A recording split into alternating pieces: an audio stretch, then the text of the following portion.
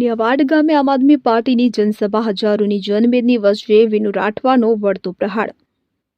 વાત કરીએ તો છોટાઉદેપુર તાલુકાના પુનિયાવાડ ગામે આમ આદમી પાર્ટી દ્વારા ભવ્ય જનસભાનું આયોજન કરવામાં આવ્યું હતું। આ જનસભામાં હજારોની જનમેદની ઉમટી પડી હતી। કાર્યક્રમમાં આમ આદમી પાર્ટીના છોટાઉદેપુર વિધાનસભા પ્રભારી વિનુ રાઠવાએ ઉપસ્થિત રહીને જનસમુદાયને સંબોધિત કર્યા હતા। વિનુ રાઠવાએ પોતાના ભાષણમાં જણાવ્યું કે સામે પક્ષ દ્વારા કરાયેલા પ્રહારોનો અમે વળતો જવાબ આપીશું। લોકો હવે પરિવર્તન ઈચ્છે છે અને એ પરિવર્તનનો સમય નજીક છે। આ કાર્યક્રમમાં વિસ્તારના વિવિધ ગામોના કાર્યકર્તાઓ, યુવાઓ અને મહિલાઓ મોટી સંખ્યામાં જોડાયા હતા। પુનિયાવાડ ગામમાં યોજાયેલી આ જનસભા બાદ રાજકીય માહોલમાં નવી ચહલપહલ જોવા મળી રહી છે।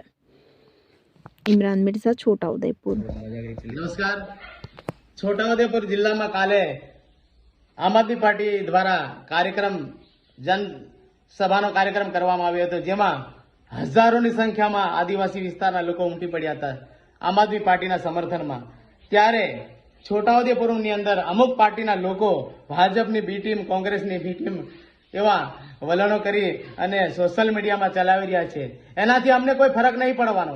છોટાઉદેપુરની અંદર આજે અહીંયાની જે જનતા છે, અહીંની જે હજારોની સંખ્યામાં જે આદિવાસી જનતા છે, એનો જનપ્રતિસાદ છે, એનો નિર્ણય છે, એનાથી આજે કાલે સ્પષ્ટ ચિત્ર દેખાઈ ગયું છે કે આવનાર સમયની અંદર ખરેખર પરિવર્તન થવાનું છે। તેઓ એમાં કોઈ શંકા નથી અને જે પણ આક્ષેપો કરતા હોય એનાથી અમે કોઈ ડરવાના નથી। નમસ્તે મિત્રો, આભાર સૌને। કાલનો જે કાર્યક્રમ હતો જનસભાનો પુનિયાવાડ ગામે છોટાઉદેપુર જિલ્લાની અંદર, જેમાં આમ આદમી પાર્ટી અને તમામ સ્થાનિક લેવલના કાર્યકરો અને પ્રદેશ ટીમ સાથે મળી જે આમ આદમી પાર્ટીને સફળ બનાવવા માટે જે સતત 3 દિવસથી મહેનત કરી છે, ત્યાંના સ્થાનિક લેવલના કાર્યકરો અને સમગ્ર છોટાઉદેપુરના જે આમ આદમી પાર્ટીના કાર્યકરો છે, એઓ ખૂબ સારી મહેનત કરી અને જે પુનિયાવાડ ગામે છે આ કાર્યક્રમને સફળ બનાવવા માટે પ્રયત્ન કરી અને સફળ બનાવી છે।